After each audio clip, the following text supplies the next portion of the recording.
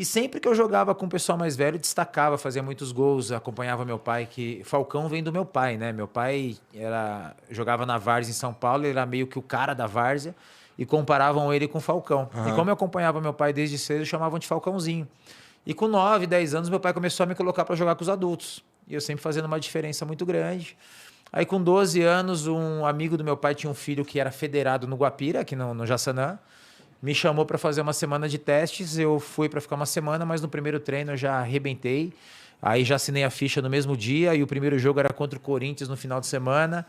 Aí perdemos de 2-1, eu fiz o gol e joguei muito aquele jogo. O Corinthians me monitorou durante aquele ano. No final do ano, o Corinthians também me chamou para 10 dias de teste. No primeiro treino também eu arrebentei, já assinei a ficha também, aí tudo foi muito rápido. Molecote isso daí. Molecote, isso com 14 anos, 15 o Corinthians, anos. quando o Corinthians chamou, mas era para futebol de campo ou era para o salão? Pro salão, só que durante os 5 anos que eu fiquei no Corinthians, eu passei pelo campo 7 vezes. Então eles me levavam, eu ficava 1 mês e meio, não gostava, voltava pro futsal, aí fazia um plano de carreira para mim, me levavam pro campo, ficava 3 meses, não ia mais. Então assim, eu não gostava, foi uma escolha minha de jogar futsal. Eu acho que o momento certo de jogar campo seria naquela época, né? Que eu tinha ali a idade certa para as coisas acontecerem. Eu lembro que ia jogar uma Copa São Paulo dos Juniores e liberaram para passar o Natal em casa. Quem era de São Paulo, eu fui para casa e não voltei. Então, assim, eu não gostava. Quando eu tinha que escolher, que apertava a escola, eu trabalhava no açougue do meu pai, treino do campo, treino do futsal, quando tinha que cortar alguma coisa, eu sempre cortava o futebol de campo. Então, o futsal realmente foi uma escolha desde moleque. Mas tinha alguma coisa assim... Diferente. Não, porque a gente já falou com um monte de jogador e muitos deles vêm de futsal, né? Sim. E acaba migrando pro campo. E você, assim, mas tem algum motivo especial por que você não gostava do campo? Cara, eu queria estar com a bola no pé o tempo todo. Quando eu jogava na rua, na escola, eu tinha a bola no pé o tempo todo. Eu gostava daquele toque, daquele jogo. É o que eu falo, né? O futsal me escolheu e eu escolhi o futsal. Acho que Deus me colocou para jogar, porque assim, eu estava num grande clube, uma base fantástica, com a diretoria do campo toda me levando, implorando para eu ficar, eu ia e voltava. E isso foi 7 vezes em 5 anos. Então foi uma coisa, desde moleque mesmo, não olhava, o campo dá mais dinheiro, eu vou pro futebol de campo.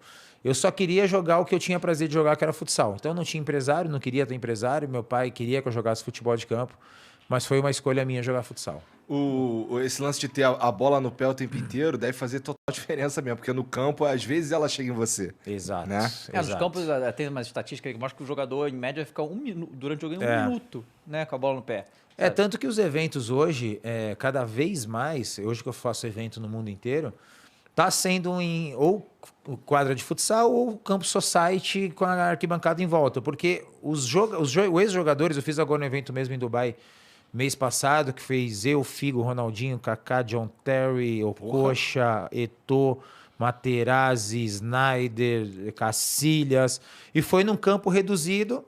E os jogadores estão tendo mais prazer para isso, porque eles tocam na bola toda hora e o público que vai assistir vê o ídolo dele tocar na bola toda hora. Então eu fiz Israel agora 1 mês e meio atrás com o Ronaldinho. Fizemos 2 eventos lá e a galera tá a 3, 4 metros do jogador e o jogador toda hora tá pegando a bola. Quem vai ver o Ronaldinho quer ver o Ronaldinho com a bola no pé toda hora. E às vezes você fica 90 minutos para ver ele pegar na bola 5, 6 vezes e às vezes não já tem que tocar a bola, aí demora para receber de novo. Então hoje os eventos relacionados a futsal ou campo reduzido estão com um sucesso muito grande e cada vez aumentando mais. O jogador de futsal, ele é necessariamente, posso estar falando merda, mas ele é necessariamente mais habilidoso também que o jogador de futebol de campo, não é? E mais espaço. Total. Né? Porque assim, Igão, você pega um menino de 12 anos que é grande e forte, ele é um zagueiro no campo, porque ele ser grande e ele ser forte faz a diferença. Então, se ele jogar no campo e ele chutar 10 chutão para frente, ele é um jogador de campo. Se você pegar o mesmo menino de 12 anos, grande e forte, e colocar no futsal, se ele não tiver todos os detalhes, todos os encaixes de passe, de marcação, de chute, porque no campo você erra um passe, tem mais 10 para marcar. No futsal você tem que desarmar e criar a jogada de ataque. Você tem que receber a bola e tocar. Só que em 1 minuto você recebe a bola 5, 6 vezes. porque só tem 4 para tocar no espaço de 35 metros. Então, naturalmente, você está treinando o seu desenvolvimento para melhorar o seu passe. Então, se você tem essa criação do mesmo menino nos dois, ele vai ser grande e forte, mas com um bom passe, com uma boa qualidade de desarmar, com uma boa qualidade de sair jogando. E ele não vai ser só grande e forte. Por isso que tem muito jogador que chega com 18, 19 anos, que iguala o tamanho, que aquele grande e forte já não faz diferença.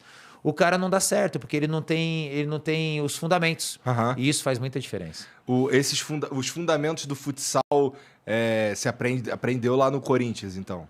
Comecei no Guapira aqui, já jogava futsal na escola, com meu pai, nos lugares que eu ia, mas a minha trajetória de crescimento foi do Guapira pro Corinthians. A habilidade nasceu contigo, cara? Habilidade é dom. Eu falo para todo mundo, habilidade é um dom que você tem que treinar todos os dias, que eu até falo, que senão todo mundo seria habilidoso, era só treinar. Então a habilidade é um dom porque o corpo reage em situações que é natural. Então você dominou, a bola subiu, bicicleta. O cara abriu a perna, caneta. Então você vê que são poucos jogadores que têm esse raciocínio. Aham. Tem aquele semi-habilidoso que eu falo, que o cara treina uma pedalada, ele vai tirar, vai chutar. E tem o corpo reagir, que eu falo do Ronaldinho, que eu falo do Messi. É o que eu tentei fazer nas quadras, de trazer o lado, de brincar com os amigos pro lado profissional. Então acho que foi a grande diferença da minha carreira, de chegar onde eu cheguei, mesmo no esporte não tão divulgado, foi de trazer a brincadeira de criança pro lado profissional. Então eu sempre tive que entrar na tática do treinador, eu sempre tive que treinar fisicamente, mas dentro de todo o contexto do jogo, a habilidade fazia a diferença. Então a habilidade é um dom. E você, quando é que foi que você estreou do profissional em futsal? Com 17 anos. Com Pelo 17 Corinthians anos. também? Pelo Corinthians. Eu era do juvenil, na época não era sub-20, era juvenil que se dizia. E são 3 anos da categoria. Quando eu entrei no final do primeiro ano para o segundo ano, eu já fiz alguns amistosos. Quando começou o segundo ano de juvenil, eu já comecei alguns jogos, comecei a entrar. Quando chegou no final do ano, no outro ano no juvenil, eu só ia para os jogos importantes. Eu já fazia parte da equipe principal. Então, as coisas aconteceram muito rápido para mim no futsal. E como é que é, assim, porque aqui no Brasil a gente é futebol, né, de campo. Claro. É o que todo mundo vê, o que é divulgado. Vê sobre outros esportes, até é difícil de achar informação, porque é tudo Sim. muito focado no futebol de campo. Como é que é a estrutura do futebol, do futsal aqui no Brasil, assim, de campeonato? Como é que faz para o cara querer ser jogador e avançar na carreira aqui dentro? Como é que é Sim. isso? O Brasil é um país que é o futebol e todos os outros, Sim. né? É. É diferente da China, Estados Unidos, que você tem 10, 15 esportes que brigam pelo mesmo espaço de mídia, de público. O futsal, acho que a série do Fred mostrou muito o que é os bastidores, que a estrutura é a mesma. A estrutura, claro que os valores não são os mesmos, mas a estrutura é a mesma. Treinador, auxiliar, massagista, roupeiro, fisioterapeuta, supervisor, moradia. Então você tem tudo dentro do que o futsal tem daquele valor. Então tem um time que investe mais, tem time que investe menos. Então o futsal ele se acostumou com valores baixos. Ninguém nunca... Eu tracei meu caminho. Bom, eu sei que eu vendo isso, então o Falcão teve uma visão diferente. Tanto que quando eu estava em 2006, 2007, foi quando eu tive muitas propostas para fora, mas eu estava em Jaraguá do Sul, na Malve, né, que era uma das maiores malharias do Brasil, e o dono não deixava eu ir embora. Quanto é que você tem de proposta? Isso, eu cubro. Isso, eu cubro, porque eu dava retorno para a empresa dele. Né? Então eu Você não tinha vontade de ir embora? Não tinha vontade de ir embora. Porque quando eu ganhei Melhor do Mundo em 2004, eu passei a ter muitos patrocinadores no Brasil. Então eu era a garoto propaganda das 2 maiores estatais do Brasil. Eu tinha uma marca esportiva que era muito forte. Então, para o mundo do futsal, eu ganhava igual jogador de futebol. Entendi. E quando eu fui para o campo no São Paulo, eu voltei para o futsal ainda mais valorizado. E de lá para cá sempre, aí voltou os patrocinadores. Então, quando eu tive essa perspectiva, eu vi quanto que eu entregava e quanto que eu valia. Tanto é que eu nunca fui para o Brasil, que toda a equipe que eu estava me valorizava. E eu sempre tive muitos patrocinadores aqui. Mas a estrutura, cara, assim, futsal, vôlei, basquete, funciona muito em interiores. Interiores que não tem time de futebol. Porque a cidade respira aqui. Não, o time da minha cidade de futsal. O Jaraguá do Sul, que eu joguei 8 anos, ficou muito conhecida pelo time de futsal. Carlos Barbosa, que é onde a fábrica da Tramontina é muito conhecido pelo futsal. Então, essas cidades, os meninos não querem ser jogadores de futebol. Eles querem ser jogadores de futsal. Aquela cidade que tem o vôlei, o pessoal quer ser que aqueles pessoal que enche o ginásio joga. Então, os times de futsal em capitais ou você faz um time de seleção brasileira, igual o Corinthians, que sempre tem um grande time, para lotar o ginásio, ou se você... o São Paulo tem um time de futsal, mas é mais ou menos, a torcida não vai. Ah, não, São Paulo tem um time de futsal que está em primeiro, que tem 4 jogadores da seleção, todo jogo é bonito, que foi o que aconteceu comigo no Santos. Então teve domingo que dava o mesmo público no ginásio que dava na Vila Belmiro. Porra, fudido. Nossa. Então, porque a gente tinha um timaço. Então o cara ia lá, o cara se divertia, o cara via um baita time, a gente passava na televisão toda hora. Então os interiores do Brasil, principalmente sudeste para cá, porque aí nordeste fica muito caro, passagem, hospedagem, aí não segura a onda.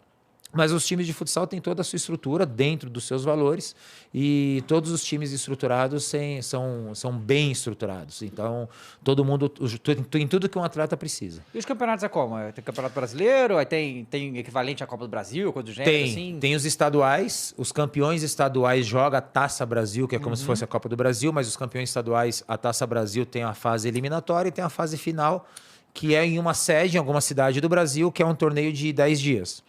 Tem a Liga Futsal, que começa em março e vai até novembro, que é a principal competição. Aí tem o Sul-Americano, tem o Mundial de Clubes, que meus últimos 2 títulos foi até no Catar. Não, foi na Tailândia. Foi um no Catar e um na Tailândia.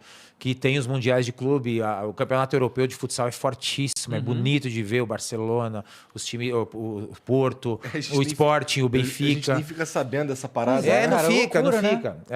É o que eu falo que é um grande problema do futsal no Brasil, porque o jogador, por exemplo, o Ferrão, que é um jogador da seleção brasileira, que joga no Barcelona e ganhou 2, 3 vezes o melhor do mundo. Ninguém sabe.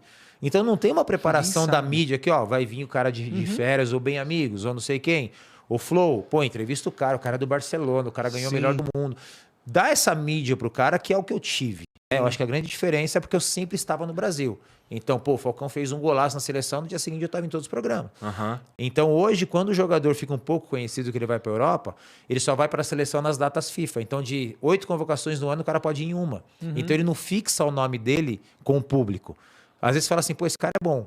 Aí você fala o nome dele. Daqui 3, pô, como é que chama aquele cara mesmo? Então você não tem essa fixação que eu tive durante 20 anos de sempre estar no Brasil. Mas isso daí foi uma malandragem, uma sacada tua? Porra, vou ficar aqui, vou fazer meu nome. Porque você falou que tu enxergou uma parada, uma maneira de trabalhar no futsal que você falou, tá todo mundo acostumado com um pouco, não sei o quê, mas eu tinha uma visão diferente. Tal. Então, essa sacada de, pô, tá aqui pra estar na mídia, essa parada de, pô, vou construir meu nome aqui e tudo mais, foi pensado? Foi natural. As coisas aconteceram, porque tinha o Manuel Tobias como o melhor do mundo, eu peguei aquela transição, eu peguei 5 anos de seleção com ele, joguei no Atlético Mineiro com ele, e eu queria ser igual o cara, eu queria ser o melhor do mundo. E o meu estilo de jogo, acho que chamava atenção. Por exemplo, a TV aberta passava 2 jogos por ano. Pô, esse moleque aí, vou passar 3. Matéria do jogo, com ele. Jornal Nacional, com ele. Esporte Espetacular, com ele. Dia seguinte, com ele. Ser fodão ajudou, né? Não. Eu acho que o estilo de jogo, porque a molecada que tá em casa, ele quer imitar o diferente. A lambreta, a bicicleta. Então, assim... Quanto mais eu fazia... quis saber fazer uma lambreta, cara. É difícil. Ainda mais na velocidade, com a bola correndo. Então, quando eu comecei a dar resultado e fazer gols importantes, porque não é só o malabarismo, você tem que transformar isso em números. Sim. Então, eu comecei a decidir títulos, fazer muitos gols em finais, sem perder a essência do meu jogo. Então, na junção disso, a TV aberta começou a passar 3 jogos por ano, 4, 5, a TV fechada começou a triplicar a transmissão e toda a matéria eu tava. Então eu comecei a ir em programa que não era esportivo, aí fui no Jô Soares, eu fui no Justus, Então a imagem começou a fortificar pelo que eu fazia nas quadras. Então aquilo me incentivava a cada ano ser melhor. Então eu sabia que só o jogo plástico ia ficar, mas ele faz isso, mas e aí? Tá ganhando 5-0, então eu sempre pus na minha cabeça de fazer sempre. Ganhando, empatando, perdendo, era o meu estilo de jogo. Por isso que ninguém colocava o dedo na minha cara, nada, porque era o meu estilo de jogo e eu provei isso ao longo dos anos. E tinha resultado também. E tinha resultado também. Porque assim, mas a pergunta na verdade é assim, alguém te ajudou com essa coisa desse marketing e tal? Porque tipo, a grande maioria dos jogadores de futebol, eles... não fazem nada disso durante a carreira. Também ganham muita grana e tá tudo bem, valeu. E aí pós-carreira que acabam desenvolvendo certas coisas. Alguns vão, outros não, e aí cada um faz o que quiser. Mas durante a carreira fazer esse trabalho é um negócio que é muito raro de ver. Fiz tudo sozinho. Tudo sozinho, Nunca que louco. tive um empresário. Mas você chegou a estudar alguma coisa? Não. Assim, foi tudo aprendendo natural. fazendo. Tudo Nossa, sozinho. que doideira. Nunca tive um empresário desde os meus 17 anos, eu que discuti todos os meus contratos. Caraca. Eu nunca tive uma assessoria individual. Então, assim, aquele momento assim, pô, é legal aparecer na TV, né?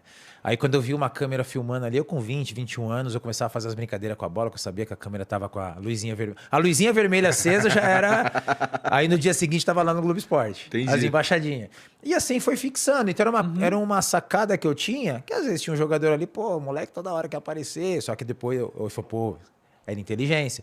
Então eu sempre estava ligado no que estava acontecendo em torno, não era só jogar. Então a discussão de contrato, saber aonde ir, qual decisão tomar. E também eu nunca tive uma assessoria individual. Às vezes os clubes que eu tinha uma assessoria, mas eu nunca me preocupei em ter um empresário ou uma assessoria. Então sempre entendi. Por isso que eu parei de jogar.